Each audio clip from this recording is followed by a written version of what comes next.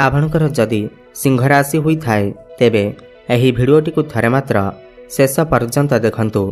आपणकर व्यस्तबहुल समय मध्यरु 10 मिनिट समय आपण निज पई दियंतु एवं निजर भविष्यत विषय जानतु।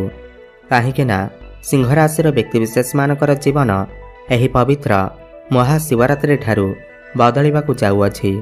कारण ग्रह नक्षत्र मानकर चलन रे गोटे बहुत बड़ परिवर्तन हेबाकु जाउअछि, जहाद्वारा एमानकर जीवन रे चलिथिबा समस्त दुख कष्ट एवं समस्यार अंत हेबाकु जाउअछि एवं पुणी थरे एही महाशिवरात्रि ठारू एमानकर जीवन रे खुशी फेरिबाकु जाउअछि। काहेकि ना एही महाशिवरात्रि ठारू एमानकर सप्तम भावरे माने केंद्र रे चतुर्ग्रही जोग बनिबाकु जाउअछि। बुध एवं शुक्र सप्तम भावरे लक्ष्मी नारायण राजयोगर निर्माण करबा पई जाउछंती, जहाद्वारा एमानकर भाग्य रे गोटे बड़ परिवर्तन हेबाकु जाउअछि। एही महाशिवरात्रि ठारू एमानकर जीवन रे एमिति किछि खास घटना घटिबा जहा एमाने स्वप्नरे सुधा कल्पना मध्य करि नथिबे। विभिन्न दिगरु एमानक पाखकु अर्थ आसीबा, अर्थ कमेबा पई नुआ नुआ बाट एमानको मिलिबा। चाकरी क्षेत्र रे उन्नति, व्यापार वाणिज्य रे उन्नति देखिबा पई मिलिबा। पूर्व अपेक्षा एमानकर आय रे वृद्धि देखिबाकु मिलिबा। आकस्मिक धन प्राप्तिर जोग सृष्टि हेबा। एमिति अनेक क्षेत्र रे लाभ ही लाभ एमानको प्राप्ति हेबा। तेबे आसंतु जानिबा एही महाशिवरात्रि ठारू एमानकर जीवन रे कौन सबु बड़ परिवर्तन हेबार अछि। एहा पूर्वरु जदि आपणकर भी सिंह राशि होइथाए एवं आपण भी महादेवंकु सच्चा हृदय रे भक्ति करुथांती, विश्वास करुथांती, तेबे एही भिडियोटी को लाइक करी कमेंट बॉक्स रे ओम नमः शिवाय हर हर महादेव अवश्य लिखि दियंतु। देखंतु पूर्वरु 4 गोटी ग्रह आपणकर षष्ठ भाव गोचर करुथिबारु आपणकर स्वास्थ्य खराब रहुथिला। आपण बहुत बेसी मानसिक चिंता भितर रहुथिले। आपनको बहुत अधिक परिश्रम करिबा पई पडुथिला। परिश्रम अनुसार आपनको फल प्राप्ति हेउ नथिला। धन जनित समस्या देखा देउथिला। आपण ऋण नेइथिले किंतु ऋण सुझी पारु नथिले। ऋणर भार आपणकर ऊपर बढ़ी जाइथिला। गृह परिवार रे खुशीर वातावरण नथिला। शिक्षा क्षेत्र रे समस्या देखा देउथिला। आपणकर अननेसेसरी खर्च हेउथिला। समाज रे आपणकर मान सम्मान नथिला। आपणको चाकरी प्राप्ति होई पारु नथिला। संतान संतति पाई आपण चिंतित थिले। आपणकर व्यापार वाणिज्य रे लॉस हेउथिला। प्रेम जीवन रे मध्य समस्या देखा देउथिला। तेबे एही भली जहा भी समस्या आपणकर जीवन रे चालुथिला ताहा एबे दूर हेबाकु जाउअछि। एही महाशिवरात्रि ठारू आपणकर जीवन रे पुणी थरे खुशी फेरिबाकु जाउअछि। आपणकर जीवन रे नूतन सूर्य उदय हेबाकु जाउअछि। देखंतु आपणकर सप्तम भावरे चतुर्ग्रही जोग बनुअछि एवं लक्ष्मी नारायण राजयोगर निर्माण हेउअछि, जहा फलरे जो व्यक्तिविशेष माने व्यापार वाणिज्य करुछंती सेमाने सेमानकर व्यापार वाणिज्य रे बहुत अधिक उन्नति प्रगति करिवे। नूतन व्यापार वाणिज्य आरंभ करि पारंती।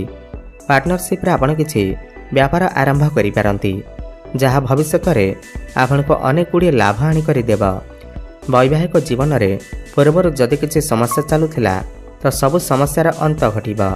वैवाहिक सुख आपनको प्राप्ति हेबा। आपणकर लाइफ पार्टनर कर क्यारियर रे मध्य ग्रोथ आसीबा। आपणकर डेली इनकम बढ़िबारे लागिबा। पूर्व अपेक्षा आपणकर आय रे वृद्धि देखिबाको मिलिबा। फाइनेंशियल ग्रोथ हेबा सहित आपणकर बैंक बैलेंस मत बढ़िबा। विभिन्न दिगरु आपणक पाखकु अर्थर आगमन हेबा। आकस्मिक धन प्राप्ति हेबार जोग सृष्टि हेबा। एहा सहित भाग्य रे उन्नति परिलक्षित हेबा। भाग्य बल रे आपण जेउ भी काम रे हाथ देबे सेथिरे आपणको सफलता प्राप्ति हेबा। आपणकर अटिक रहि जाइथिबा समस्त कार्य पुणी थरे चालू हेबाकु लागिबा। आपण किछि भूमि, जमी, प्रॉपर्टी किंबा नूतन जानवाहन क्रय करि पारंती। नूतन गृह निर्माण करि पारंती। एही महाशिवरात्रि परे आपण कोनोसी धार्मिक स्थान को बा दूर स्थान को यात्रा करि पारंती। एहा सहित पौत्रिक संपत्तिर लाभ मिली पारे। पितांकर साहाय्य सहयोग आपनको प्राप्ति हेबा। पुराना प्रॉपर्टी आपनको बड़ आर्थिक लाभ मत मिली पारे। आपणक हाथ को ମୋଟା ଅଙ୍କର ଅର୍ଥ ମଧ୍ୟ ଆସିପାରେ। ଏହା ସହିତ କର୍ମକ୍ଷେତ୍ରରେ ଉନ୍ନତି ପରିଲକ୍ଷିତ ହେବ। ଯେଉଁମାନେ ବେରୋଜଗାର ଅଛନ୍ତି, ଯେଉଁମାନଙ୍କ ପାଖରେ କୌଣସି ବି ଚାକିରି ବାକିରି ନାହିଁ, ଯେତେ ଚେଷ୍ଟା କଲେ ମଧ୍ୟ ଚାକିରିଟିଏ ମିଳୁନଥିଲା, ଏହି ମହାଶିବରାତ୍ରି ପରେ ସେମାନଙ୍କର ନୂତନ କର୍ମ ପ୍ରାପ୍ତି ହେବ। ନୂତନ ଚାକିରି ମିଳିବାର ଯୋଗ ସୃଷ୍ଟି ହେବ। ଆପଣ ଯଦି ପୂର୍ବରୁ ଚାକିରି କରିଛନ୍ତି ତାହେଲେ ପ୍ରମୋସନର ଯୋଗ ବନିବ। ଆପଣ ଆପଣଙ୍କର କାମକାର୍ଯ୍ୟକୁ ନେଇ ବିଦେଶ ଯାତ୍ରା କରିପାରନ୍ତି। କୌଣସି ମିଟିଂ ଆଟେଣ୍ଡ କରିବା ପାଇଁ ବିଦେଶକୁ ଯାଇପାରନ୍ତି।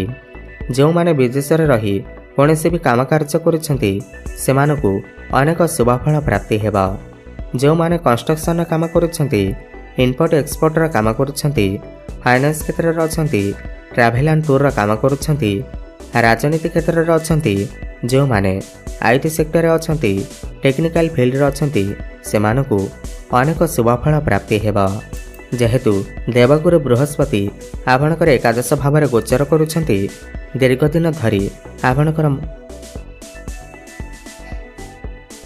ଆପଣଙ୍କର ମନରେ ଯେଉଁ ଇଚ୍ଛା ଅଭିଳାଷ ଥିଲା, ମନସ୍କାମନା ଥିଲା, ତାହା ପୂର୍ଣ୍ଣ ହେବାକୁ ଯାଉଅଛି। ଦୀର୍ଘଦିନର ଇଚ୍ଛା ଏହି ମହାଶିବରାତ୍ରି ପରେ ନିଶ୍ଚିନ୍ତ ଭାବରେ ପୂର୍ଣ୍ଣ ହେବ। ବିଭିନ୍ନ ଦିଗରୁ ଅର୍ଥର ଆଗମନ ହେବ।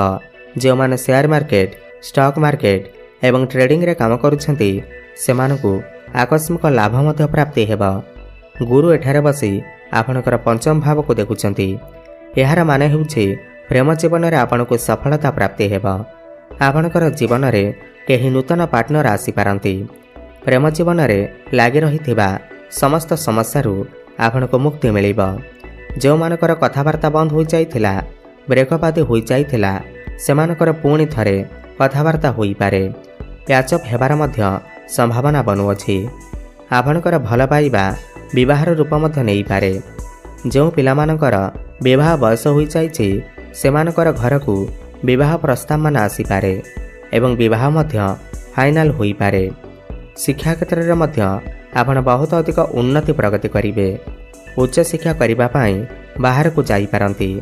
ମନପସନ୍ଦର କଲେଜରେ ଆପଣଙ୍କର ଆଡ଼ମିସନ୍ ହୋଇପାରେ।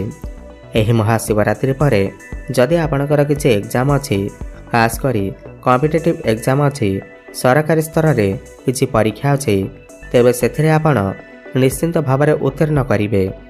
ଯଦି ଆପଣ କିଛି କମ୍ପିଟିସନରେ ଭାଗ ନେଉଛନ୍ତି, କ୍ରୀଡ଼ା କ୍ଷେତ୍ରରେ ଭାଗ ନେଉଛନ୍ତି, ତେବେ ଆପଣଙ୍କୁ ନିଶ୍ଚିନ୍ତ ଭାବରେ ଶୁଭଫଳ ପ୍ରାପ୍ତି ହେବ। ଏହା ସହିତ ଯେଉଁ ବ୍ୟକ୍ତିବିଶେଷମାନେ ପୂର୍ବରୁ ଋଣ କରଜର ମାୟାଜାଲରେ ଫସି ରହିଥିଲେ, କୌଣସି ଶତ୍ରୁ ଆପଣଙ୍କର କିଛି କ୍ଷତି କରିବାକୁ ଚାହୁଁଥିଲା, ଏହି ମହାଶିବରାତ୍ରି ପରେ ଆପଣଙ୍କୁ ସମସ୍ତ ଋଣ କରଜରୁ ଶତ୍ରୁମାନଙ୍କଠାରୁ ଆପଣଙ୍କୁ ମୁକ୍ତି ମିଳିବ। ଯେହେତୁ ସୂର୍ଯ୍ୟ ଆପଣଙ୍କର ପ୍ରଥମ ଭାବକୁ ଦୃଷ୍ଟି ଦେଉଛନ୍ତି, ତ ପୂର୍ବରୁ ଯଦି ଆପଣଙ୍କର କିଛି ସ୍ୱାସ୍ଥ୍ୟଗତ ସମସ୍ୟା ଲାଗି ରହିଥିଲା, ତ ସମସ୍ତ ସ୍ୱାସ୍ଥ୍ୟଗତ ସମସ୍ୟାରୁ ଆପଣଙ୍କୁ ମୁକ୍ତି ମିଳିବ। ଆପଣ ସ୍ୱାସ୍ଥ୍ୟବାନ ଅନୁଭବ କରିବେ। ସମାଜରେ ଆପଣଙ୍କୁ ମାନ ସମ୍ମାନ ପ୍ରାପ୍ତି ହେବ। ଲୋକପ୍ରିୟତା ଆପଣଙ୍କର ବଢ଼ିବ। ଯେଉଁମାନେ ଅନଲାଇନ୍ କ୍ଷେତ୍ରରେ କାମ କରୁଛନ୍ତି, ଡିଜିଟାଲ ମାର୍କେଟିଂର କାମ କରୁଛନ୍ତି କିମ୍ବା ମାର୍କେଟିଂର କାମ କରୁଛନ୍ତି, ସେମାନଙ୍କୁ ଏହି ମହାଶିବରାତ୍ରି ପରେ ଅନେକ ଗୁଡ଼ିଏ ଶୁଭଫଳର ପ୍ରାପ୍ତି ହେବ। ପାରିବାରିକ ସୁଖ ଆପଣଙ୍କୁ ପ୍ରାପ୍ତି ହେବ। ଯେଉଁ ଦମ୍ପତିମାନେ ଦୀର୍ଘଦିନ ଧରି ସନ୍ତାନ ସୁଖରୁ ବଞ୍ଚିତ ଥିଲେ, ସନ୍ତାନର କାମନା କରୁଥିଲେ, ଏହି ମହାଶିବରାତ୍ରି ପରେ ସେମାନଙ୍କୁ ନିଶ୍ଚିନ୍ତ ଭାବରେ ସନ୍ତାନ ସୁଖ ପ୍ରାପ୍ତି ହେବ। ନୂତନ ଗର୍ଭ ଧାରଣ କରିବା ପାଇଁ ଏହି ମହାଶିବରାତ୍ରି ପରର ସମୟ ଆପଣଙ୍କ ପାଇଁ ଅତ୍ୟନ୍ତ ଶୁଭ ଅଟେ। ତେବେ ଅଧିକ ଶୁଭଫଳ ପ୍ରାପ୍ତି କରିବା ପାଇଁ ଆପଣ ପ୍ରତ୍ୟେକ ଦିନ ସୂର୍ଯ୍ୟଙ୍କୁ ଜଳାର୍ଘ୍ୟ ଅର୍ପଣ କରନ୍ତୁ। ପ୍ରତ୍ୟେକ ଦିନ ସନ୍ଧ୍ୟାରେ ହନୁମାନ ଚାଳିଶାର ପାଠ କରନ୍ତୁ ଏବଂ ବୁଧବାର ଦିନ ଗୋମାତାଙ୍କୁ ସବୁଜ ଚାରା ଖାଇବାକୁ ଦିଅନ୍ତୁ। ପ୍ରତ୍ୟେକ ଦିନ ଓମ୍ ନମଃ ଶିବାୟ ଏହି ମନ୍ତ୍ରର ଜପ ଅଧିକରୁ ଅଧିକ କରନ୍ତୁ। ଶୁଭଫଳ ପ୍ରାପ୍ତି ହେବା ସହିତ ଆପଣଙ୍କର ଭାଗ୍ୟରେ ଉନ୍ନତି ଆସିବ। ଧନ୍ୟବାଦ।